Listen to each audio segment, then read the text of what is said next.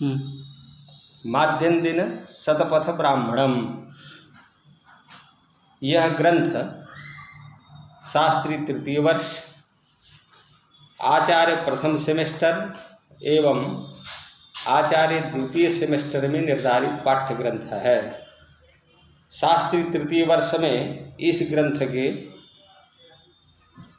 प्रथम कांड के प्रथम अध्याय से चतुर्थ अध्याय तक निर्धारित किया गया है और आचार्य प्रथम सेमेस्टर में पंचम अध्याय से छठवें अध्याय तक निर्धारित है और आचार्य द्वितीय सेमेस्टर में सातवें अध्याय से नौवें अध्याय तक निर्धारित है। संहिता, ब्राह्मण, आरण्यक, उपनिषद एवं वेदांग वैदिक साहित्य है। ब्राह्मणम नाम कर्मणः तन्मंत्राणाम व्याख्यान ग्रंथः। मेदिनी कोश के अनुसार वेद भाग का सूचक जो ब्राह्मण शब्द है नपुंसक होता है। ब्राह्मणम ब्रह्म संघाते वेद भागे नपुंसकम। ब्राह्मण शब्द अनेक अर्थों में प्रयुक्त होता है, जिसमें इसका एक अर्थ है वेद में निर्दिष्ट मंत्र, ब्रह्म वै मंत्रः। इस तरह शतपथ ब्राह्मण में आया है। वैदिक मंत्रों के व्याख्यान उपस्थित करने वाले माने करने के कारण ब्राह्मण का यह नामकरण है। जैसे शतपथ ब्राह्मणम, इसमें पथ शब्द जो है अध्याय का वाचक है। शत माने 100, पथ माने अध्याय जिसमें हैं। और ये क्यों कहा कि वैदिक मंत्रों के व्याख्यान उपस्थित करने के कारण ब्राह्मण का यह नामकरण है, ब्रह्म वै मंत्रः कहा गया है। ब्राह्मण ग्रंथों का मुख्य विषय है विधि। यज्ञ का विधान कब किया जाए, कैसे किया जाए, इसमें किन साधनों की आवश्यकता होती है, उन यज्ञों के अधिकारी कौन होते हैं, याग की प्रक्रिया में विषय को सुलझाने के लिए इस साहित्य का जो है उदय हुआ है। यज्ञो वै श्रेष्ठतमं कर्म, यज्ञ को श्रेष्ठतम कहा गया है। इस ग्रंथ में कुल 14 कांड हैं और प्रपाठकों की संख्या 68 है, अध्याय 100 हैं, ब्राह्मणों की संख्या 438 और कंडिकाओं की संख्या 6806 है। और विशाल ये ब्राह्मण ग्रंथ है और विख्यात है। ये प्रथम कांड में दर्श पूर्णमास का विवेचन किया गया है जो परीक्षा में निर्धारित है। प्रथम कांड में जो प्रथम अध्याय से लेकर के चतुर्थ अध्याय तक शास्त्री तृतीय वर्ष में निर्धारित है और उसके बाद 5वां 6वां आचार्य प्रथम सेमेस्टर और 7 से लेकर के 9 तक द्वितीय सेमेस्टर में पाठ्य ग्रंथ के रूप में निर्धारित है। और ये द्वितीय कांड का तो पाठ्यक्रम में है नहीं, फिर भी विषय जानना चाहिए क्या है। द्वितीय कांड में आधान, अग्निहोत्र, पिंड पितृयज्ञ, आग्रायण, चातुर्मास्य याग का प्रतिपादन किया गया। तृतीय एवं चतुर्थ कांड में सोमयाग निरूपण किया गया है। पंचम कांड में वाजपेय याग तथा राजसूय याग प्रतिपादित है। षष्ठ कांड से दशम कांड तक विष्णु क्रम, चयन याग, शतरुद्रीय होम आदि का प्रतिपादन किया गया है। एकादश कांड से चतुर्दश कांड तक उपनयन, स्वाध्याय, और्धदैहिक क्रियाओं का अनुष्ठान, अश्वमेध, पुरुषमेध, सर्वमेध तथा परवर्ग याग का वर्णन किया गया है। इस तरह से 14 कांड में 100 अध्याय हैं, जिसमें से केवल 9 अध्याय जो है पाठ्य ग्रंथ में निर्धारित है। यज्ञो वै श्रेष्ठतमं कर्म, यज्ञ को श्रेष्ठतम कहा गया है। वैदिक संस्कृति में यज्ञों का अति महत्व है। इदमहमनृतात् सत्यमुपैमि कह करके मानव और देवों के बीच संबंध स्थापित करने का माध्यम माना गया है। यज्ञ का लक्षण कात्यायन स्रोत सूत्र में इस प्रकार आता है, द्रव्यम देवता त्यागः, अर्थात जिस कर्म में द्रव्य, देवता और त्याग तीनों का सद्भाव होता है वह यज्ञ कहलाता है। गीता में भी यज्ञ को कहा गया है, परिभाषित किया है, और यज्ञ की उपयोगिता क्या है उसका स्वरूप आ जाता है इसमें। अन्नात् भवन्ति भूतानि पर्जन्यात् अन्न संभवः, यज्ञात् भवति पर्जन्यो यज्ञः कर्म समुद्भवः, अर्थात प्राणी अन्न से उत्पन्न होते हैं और अन्न की उत्पत्ति सृष्टि से होती है और सृष्टि यज्ञ से होती है और वह यज्ञ कर्मों से उत्पन्न होने वाला है। ये यज्ञ को परिभाषित किया है। शतपथ ब्राह्मण में प्रयाज निरूपण में ऋतवो हवै प्रयाजाः तस्मात् पंच भवन्ति पंच ही ऋतवः कहा गया है। समिधो यजति वसंतो वै समित प्राणा वै समिधः तनूनपातं यजति ग्रीष्मो वै तनूनपात् रेतो वै तनूनपात् इडो यजति वर्षा वा इडः प्रजा वा इडः बर्हिर्यजति शरद वै बर्हिः भूमा वै बर्हिः स्वाहा स्वाहेति यजति अंतो वै यज्ञस्य स्वाहाकारः हेमंतो वा ऋतूनाग्नि स्वाहाकारः आज्यलिप्ताभ्यां पवित्राभ्यां प्रोक्षणीरुत्पुनाति तद अप्सु पयो दधाति तदिदम अप्सु पयो हितम इदम हि यदा वर्षति अथौषधयो जायन्ते ओषधिर्जग्ध्वा आपः पीत्वा तत एष रसः संभवति तस्मात् तद्रसस्यैव सर्वत्वाय संपूर्णत्वाय भवति। इस प्रकार प्रयाज आदि की महिमा अभिव्यक्ति में जो सायण भाष्य में निरूपण प्राप्त होते हैं और शतपथ ब्राह्मण में प्रयुक्त हुए हैं, उसके मूल में ऋषियों की पर्यावरण चेतना स्पष्ट परिलक्षित हो रही है। आज ये यज्ञ जो है विरल हो गए हैं, अत्यंत कम मात्रा में देखने को मिलते हैं।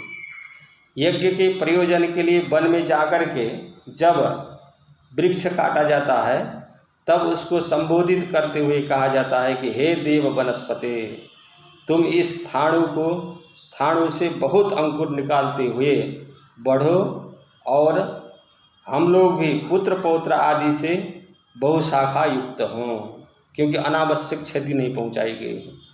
वृक्षों को इतना ध्यान दिया गया है। और दूसरी बात, जैसे यज्ञ काष्ठ जो है पलाश हैं, औदुंबर हैं और खादिर हैं इत्यादि यज्ञ काष्ठ कहा गया, तो इनकी सुरक्षा के लिए लोग ध्यान देंगे। जैसे भोग लगाने के लिए तुलसी पत्ते की आवश्यकता है तो लोग घर में लगाते हैं, भोग लगाने में प्रयुक्त होता है। जब वो यज्ञ होते थे तब उस प्रकार की वनस्पतियों की सुरक्षा होती थी, एक प्रकार से पर्यावरण की भी रक्षा हो जाती थी और यज्ञ भी संपन्न हो जाते थे और बहुत व्यवस्थित रहता था और अनावश्यक उसको काटते नहीं थे, आवश्यकता से ही काटते थे। परंतु इस समय स्थिति बहुत ही भयावह हो गई है। कल कारखानों की अधिकता और अनावश्यक रूप से वन का उच्छेदन और फसलों को कीटों से बचाने के लिए जो जहरीले डीडीटी आदि उसमें प्रयोग किया जा रहा है, उससे मिट्टी जो है बहुत खराब हो गई है, इस्तेमाल किए जाते हैं। उसके कारण पर्यावरण अत्यधिक प्रदूषित हो रहा है। आज विश्व चिंतित है।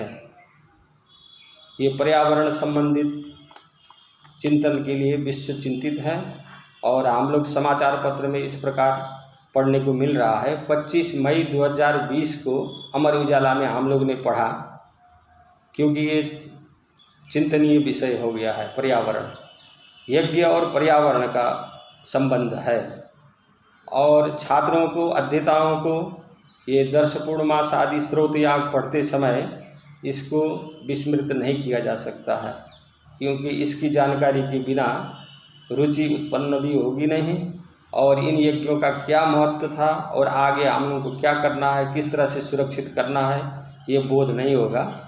इसलिए इस प्रकार के विवरण को भी अध्येता को हम लोगों को जानना जरूरी है। 25 मई 2020 को अमर उजाला में हम लोगों ने पढ़ा, दुनिया भर में लॉकडाउन भले ही अर्थव्यवस्था के लिए घातक साबित हुआ है, ये बात तो सही है, पर पर्यावरण को संजीवनी मिल गई है, ये कह रहे हैं। सारे देश में बंद है, यातायात बंद है, रेल बंद है, हवाई जहाज बंद है, सब बंद है। चीन में गैसों का उत्सर्जन अधिक होता है, पर महामारी के कारण इसमें गिरावट आई है। इंटरनेशनल एनर्जी एजेंसी के मुताबिक औद्योगिक ग्रीन हाउस गैसों के उत्सर्जन में 2019 की तुलना में 2020 में 8% की गिरावट आएगी, जो 80 साल के बाद सबसे बड़ी गिरावट होगी, ये समाचार में व्यक्त किया गया है। और पर्यावरणविदों की माने तो कोरोना जो वैश्विक महामारी है, साबित हो गया है कि समृद्धि अनिश्चित होती है, पर उसे नज़रअंदाज किया जाता है। वो बिना किसी चेतावनी के जिंदगी को तहस नहस करने के साथ उथल पुथल मचा सकती है। जलवायु परिवर्तन से नुकसान महामारी की तुलना में धीमा होता है, परंतु अधिक भयावह होता है। इसलिए जलवायु परिवर्तन से रोकने के लिए जो वेद मंत्रों में यज्ञों में जो प्रयोग किए जाने वाले सामग्री हैं, उनका बचाव, जल शुद्धता की अभिव्यक्ति, वृष्टि, वायु शुद्धि की अभिव्यक्ति, वनस्पति, औषधि आदि की समृद्धि की अभिव्यक्ति जो प्रस्तुत की गई है मंत्रों में, और ये आगे जो व्याख्या जो होगी शतपथ ब्राह्मण में, कंडिकाओं में, उसमें भी जल शुद्धता की अभिव्यक्ति स्पष्टतः परिलक्षित होता है। और प्रथम कंडिका में ही उसको बताया गया है, क्योंकि यदि जीवन प्रदान करने वाली तत्वों की शुद्धता संरक्षित होगी, तभी जीवन भी शुद्ध और संरक्षित होगा, नहीं तो इसकी सुरक्षा करना बहुत कठिन हो जाएगा। ये प्रथम कांड के प्रथम अध्याय के प्रथम कंडिका है। अब यहाँ से व्याख्या प्रारंभ करते हैं। व्रतमुपैख्यन नंतरेण हवनी यंच गारेय पत्यंच प्रांग तिष्ठन नप उपस्पृशति तद्यदप उपस्पृशत्यमेध्यो वै पुरुको ज्यादा नृतम वदति तेन पूतिरंतरतो मेध्या वा आपो मेध्यो भूत्वा व्रतमुपायानीति पवित्रं वा आपः पवित्रपूतो व्रतमुपायानीति तस्माद्वा अप उपस्पृशति। ये प्रथम कांड के प्रथम अध्याय का प्रथम कंडिका है। इसमें बता रहे हैं, इस कंडिका में बताया गया है कि पौर्णमास इष्टि में दीक्षित होने वाला व्यक्ति आहवनीय तथा गार्हपत्य अग्नियों के बीच पूरब की ओर खड़ा होकर के जल का स्पर्श करता है। ये जल स्पर्श करने का 3 कारण इस कंडिका में बताया है। क्यों जल का स्पर्श करता है? व्रत ग्रहण करने वाला दीक्षित व्यक्ति, जल मेध्य होता है, अर्थात यज्ञ के लिए उपयोगी पदार्थ है। झूठ बोलने वाला व्यक्ति यज्ञ करने के लिए उपयुक्त नहीं होता है। 2 नंबर 3, जल स्पर्श करने से वह पापों को दूर करके मेध्य बनता है या जल पवित्र होता है। अतः जल के स्पर्श करने से व्यक्ति पवित्र होकर के दीक्षित होता है, इसलिए अतः जल स्पर्श करता है। ये जल स्पर्श करने के कारण इसमें बताया गया है। एक प्रकार से विधि है, जैसे यज्ञ में जल स्पर्श किया तो क्यों करता है, इसका इसने कारण बता दिया। उपस्पर्शनम तेन अंतरतः, भीतर की पवित्रता होती है और बाह्य पवित्रता भी होगी।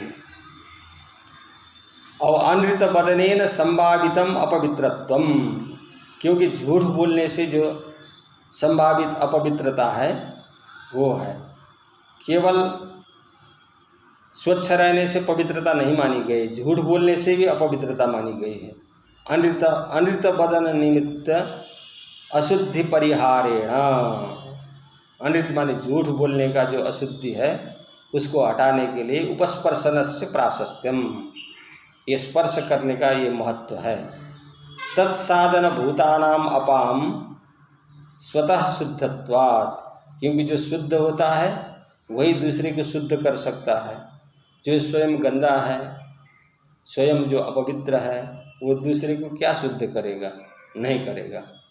तत्साधन भूतानाम अपाम स्वतः शुद्धत्वात् स्वसंबंधी शुद्ध हेतुत्वाच्च तत्प्राशस्त्यम, उसका महत्व ये सायण भाष्य में लिखा है। तत्प्रकृतम यत् उपस्पर्शनम तेन अंतः, माने भीतर की पवित्रता होती है। अनृत बदनेन संभावित अपवित्रत्वम, झूठ बोलने के कारण जो संभावित अपवित्रता है उसको दूर करने के लिए जल का स्पर्श करता है। ये प्रथम कंडिका हो गई। द्वितीय कंडिका है सोग्निमेवा भीक्षमाणो व्रतमुपैति अग्नि व्रतपते व्रतंचरिष्यामि तच्छकेयं तन्मेराध्यता मित्यग्निर्वै देवानां व्रतपतिस्तस्मा एवैतत्प्राह व्रतंचरिष्यामि तच्छकेयं तन्मेराध्यतामिति नात्र तिरोहितमिवास्ति। ये द्वितीय कंडिका है प्रथम अध्याय का। इसमें बता रहे सह अग्निम एव अभीक्षमाणा, सह माने यजमाना, अग्निम माने आहवनीयम, अभीक्षमाणा देखते हुए, समंत्रकम व्रतम उपैति मंत्र से व्रत लेता है। वह मंत्र कौन है? तो अग्नि व्रतपति व्रतंचरिष्यामि तच्छकेयं तन्मेराध्यताम, यह मंत्र है।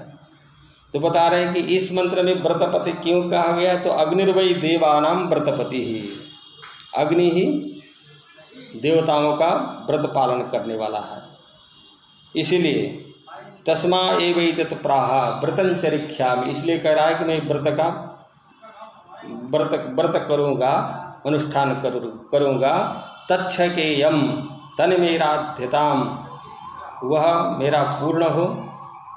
तच्छकेयम तत्कर्म अनुष्ठातुम शकेयम शक्तो भूयासम त्वत्प्रसादात्, आपके प्रसाद से, कृपा से मैं इस अनुष्ठान को पूर्ण करने में सफल हो जाऊं, ये कह रहा है। मदीयम कर्मराध्यताम सिद्धताम नात्र तिरोहितम अविस्पष्टार्थम, माने कोई अस्पष्ट नहीं है, स्पष्ट है। अग्निर्वै देवानां व्रतपति ही, यजमान कहता है हे अग्नि व्रतपालक, मैं अनुष्ठान को पूरा करूँगा, मैं उसे पूरा कर सकूँ। हे अग्नि मेरे उस यज्ञ को फल से समृद्ध बनाओ। अब यह मैं तुम्हारी अनुकंपा से असत्य से सत्य को प्राप्त हो जाऊँ। अनृतात् सत्यमुपैमि, मैं उससे सत्यता को प्राप्त करूँ।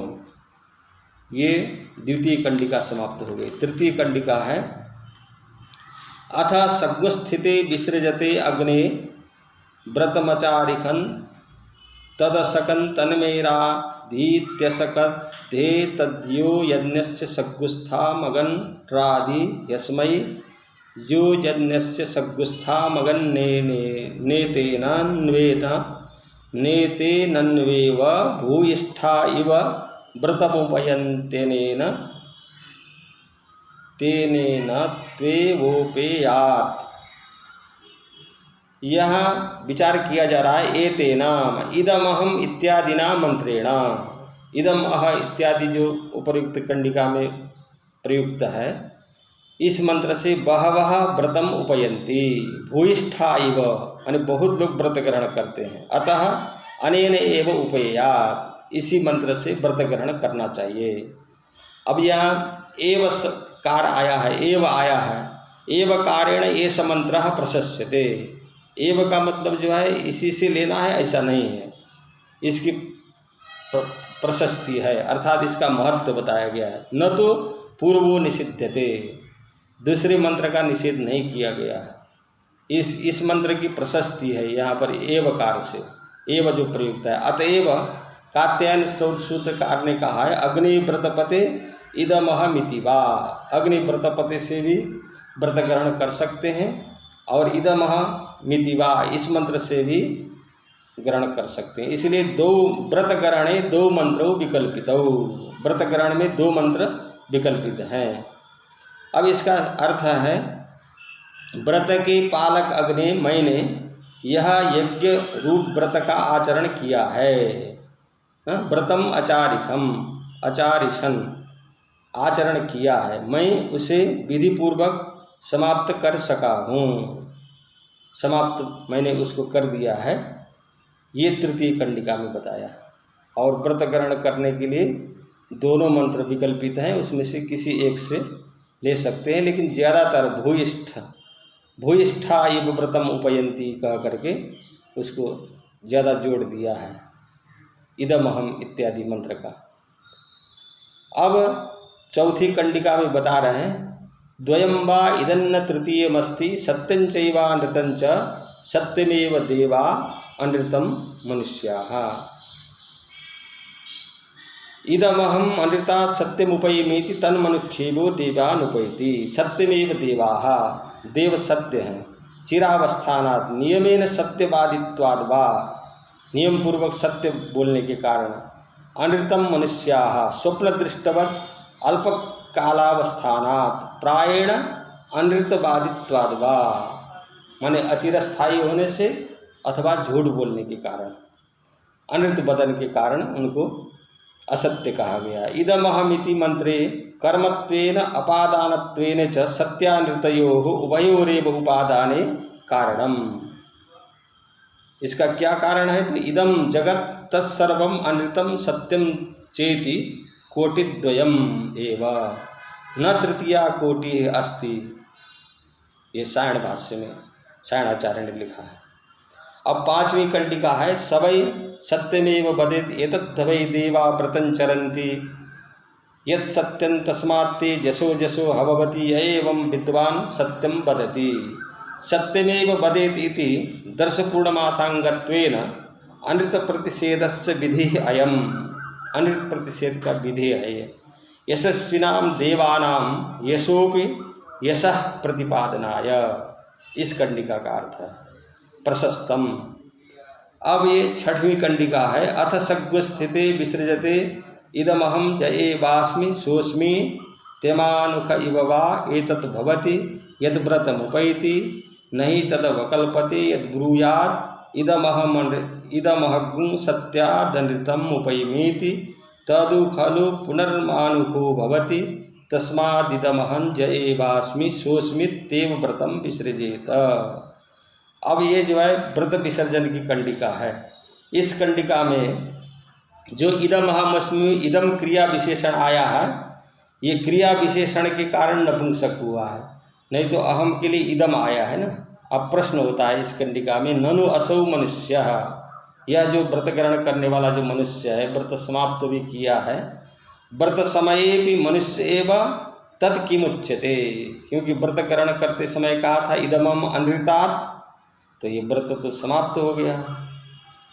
किमुच्यते य एव मनुष्य अस्मि स एव अहम अस्मि, तो इसमें बताया है कि अमानुष इव मनुष्य अपि ही तदान्यात्मकत्वात् सत्यवदनाद् वा देव इव इत्युक्तम। क्योंकि सत्य बोलेगा, व्रत ग्रहण करेगा, तो ये जो है देवत्व उसमें देवत्व उसमें आ जाती है। एवं तत्यागे सत्यात् अनृतम उपैमि किम न उक्तम, जब उसको त्याग दिया है, व्रत समाप्त हो गया, तो अनृतात् अनृतम उपैमि क्यों नहीं कहा कि नहीं, ये उचित नहीं है, क्योंकि महतः उत्कृष्टात् देवत्वात् प्रचितत्वेन अत्यंत निकृष्टम अमानुष प्राप्तिकम तस्य परुषत्वात्, क्योंकि कठिन है, ऐसा नहीं कहना चाहिए, परुषत्वात् अनवकल्पनम, इसलिए अनृतम उपैमि नहीं कहता है, ये वास्मि सोस्मि, यह कहना ही उचित है। इस प्रकार से व्रत विसर्जन करता है।